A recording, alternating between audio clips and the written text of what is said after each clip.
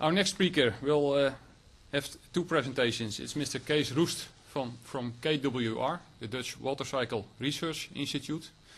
After the first session, there was a question about the success of the Dutch worldwide. Well, I think KWR, our joint research institute, and the joint program, research program, the Dutch water sector does with KWR is one of the key factors in the success we have worldwide.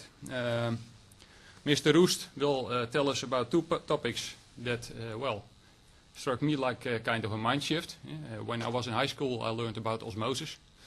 And then I went to the university and I learned about reverse osmosis. And now he's going to talk about forward osmosis again in treatment. So I'm very curious how that will work. His second presentation, well, we've had a lot of talk about energy saving in treatment processes, but he's going to talk about energy production in wastewater treatment. So I would like to welcome Mr. Kees Roest.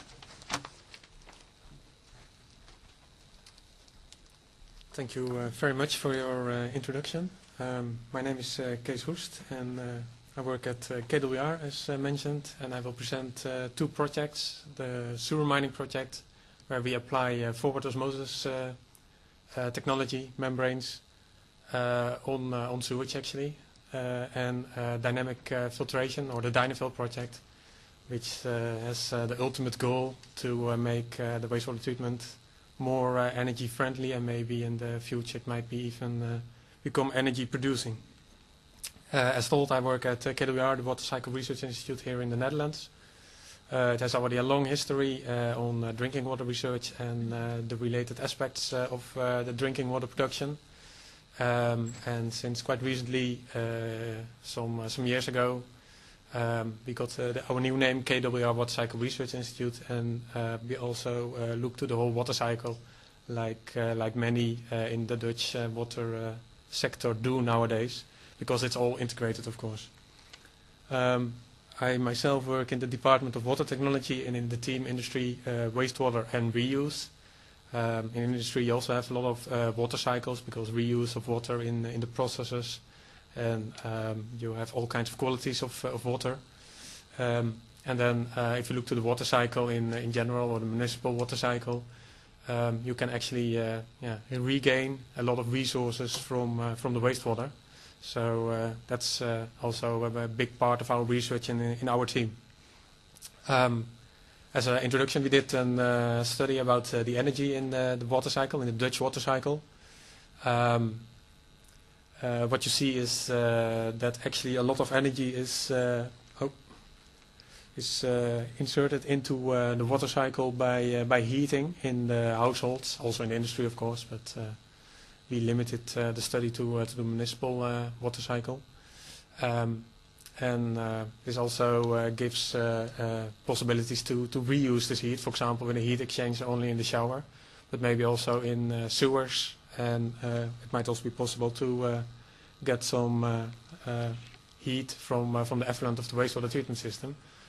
I will not go further into that in these presentations, but I will focus more on the wastewater treatment system, where you also have organics, which enter the wastewater treatment system.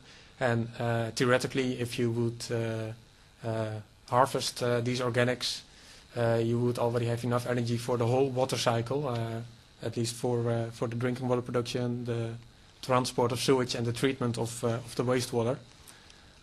That's theoretical, so we already would be happy if we could get the wastewater treatment system itself energy neutral.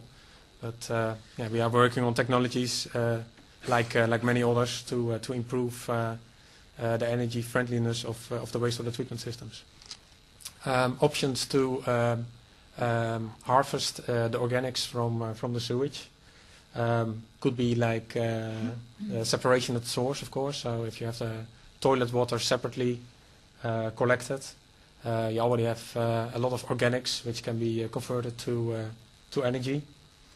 Then I will speak in my presentation about the sewer mining project, where we apply forward osmosis membranes. So we actually extract water from the sewage, and we still have to go quite some research further. We have to do still quite some research, but in theory we could concentrate the sewage much further, so take a lot of water out, so the organics can be converted to energy.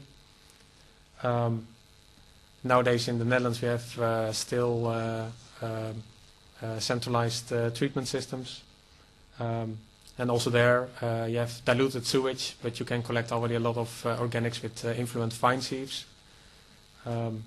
And there's also technology where you have two-stage wastewater treatment system, and in the first stage, the A stage, you also convert some of the soluble organics into suspended solids, and these solids you can capture, and we are investigating dynamic filtration, which is natural cake layer filtration for the collection of these organics, and that's in our Dynaville project. So first about the sewer mining project, and I focus a bit on the forward osmosis membranes. I can go quite fast through this introduction because we know all that there are water challenges. For example, in the Netherlands, a big part is below sea level, and we already heard this morning about the intrusion of salt from the sea. So there is actually a growing interest in reuse of reclaimed water to lower the amount of fresh water that you need to abstract from other places.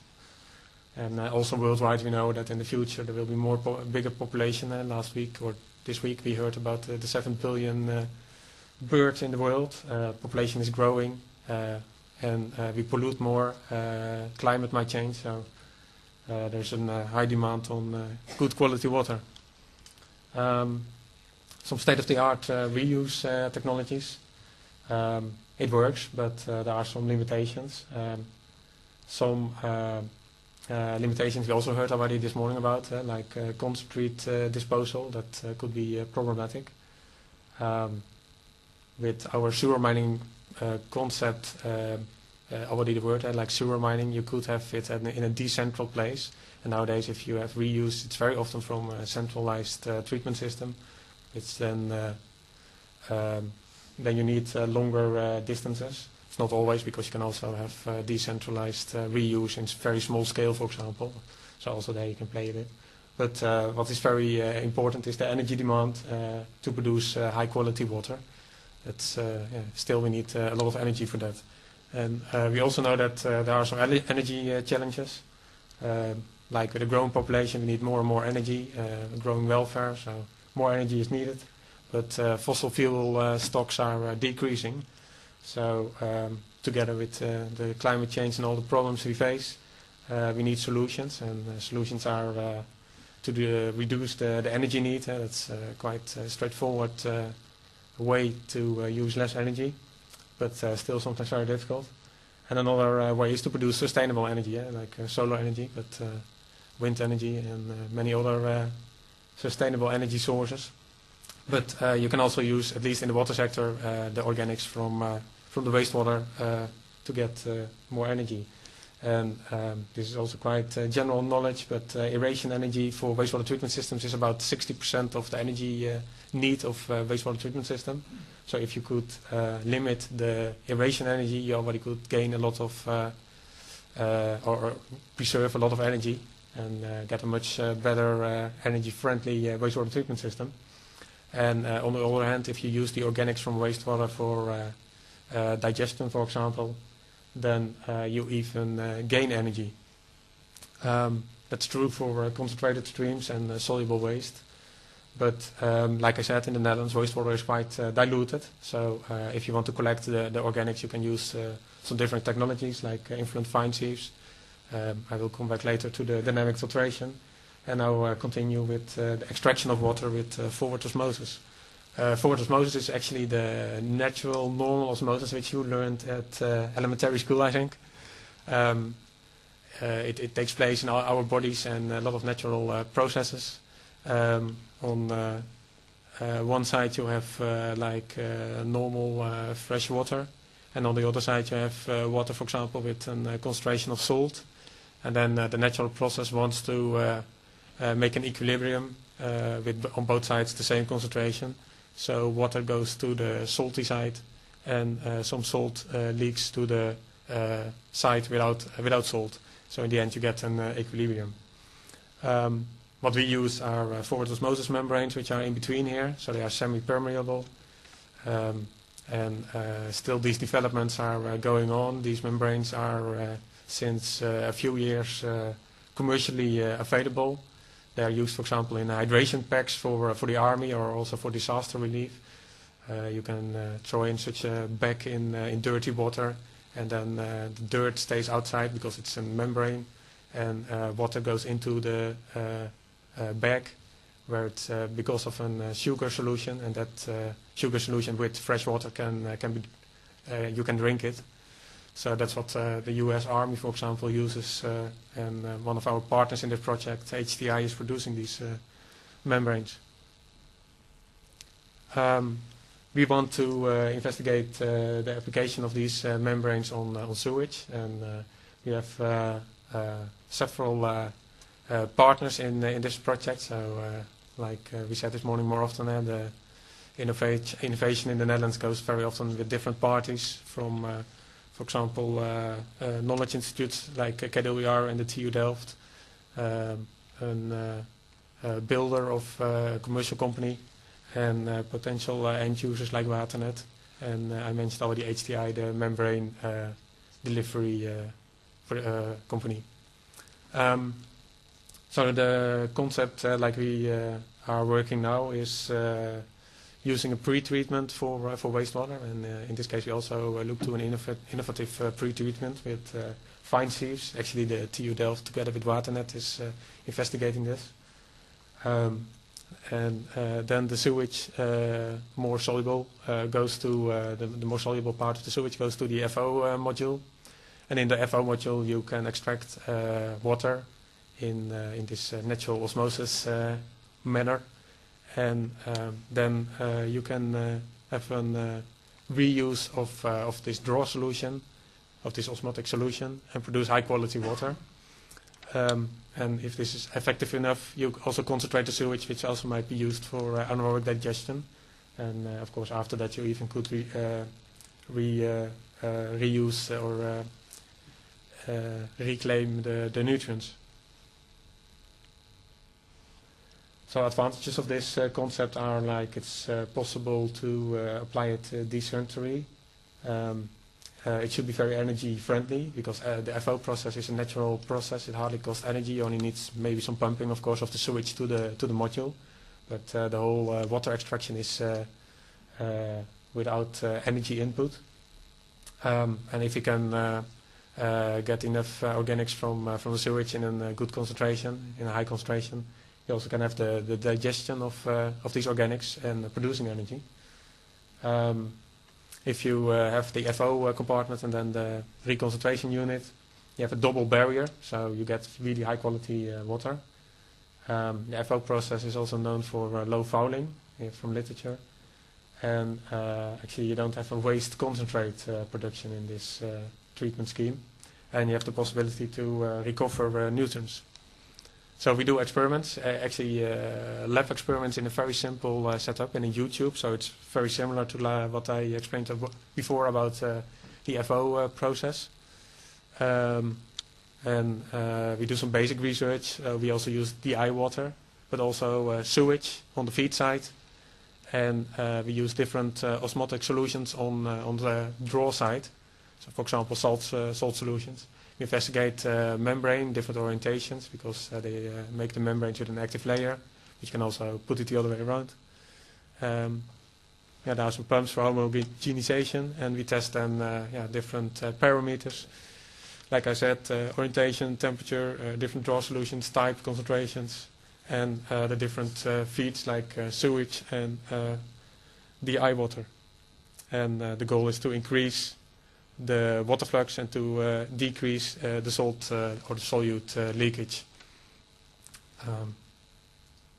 And of course, membrane development is also very important in getting this technology further, but we are not focused on that.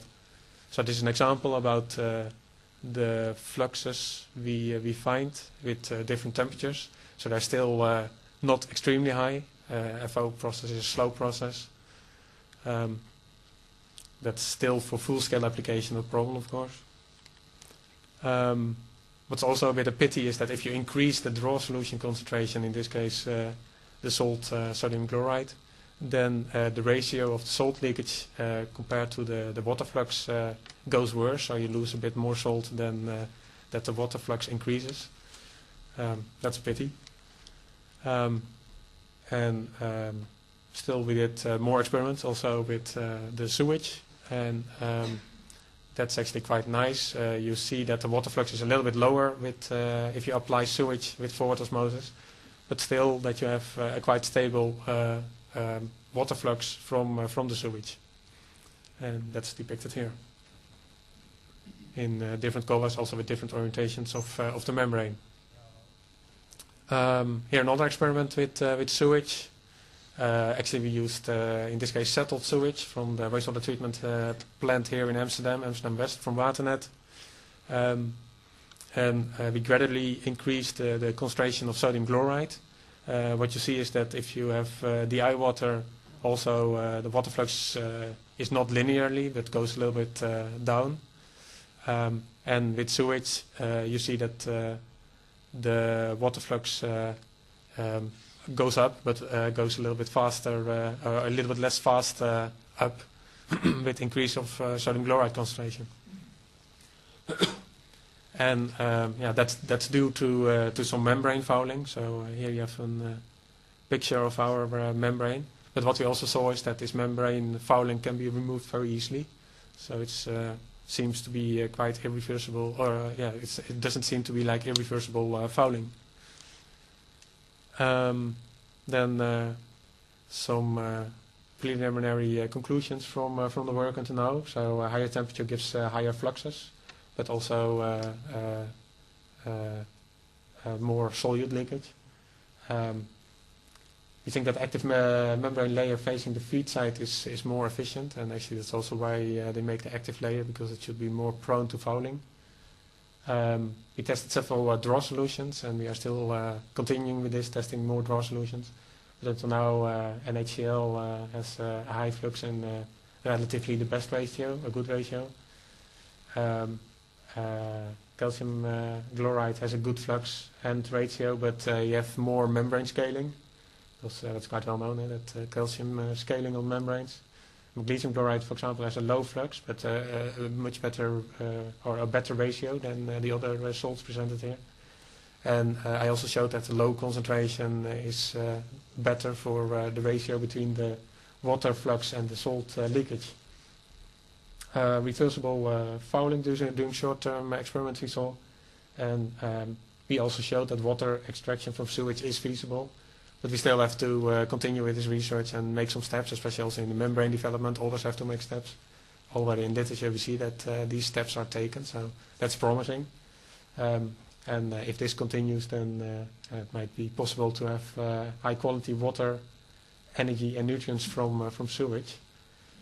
And we also continue with this research with a pilot plant which will be built in the next couple of months probably.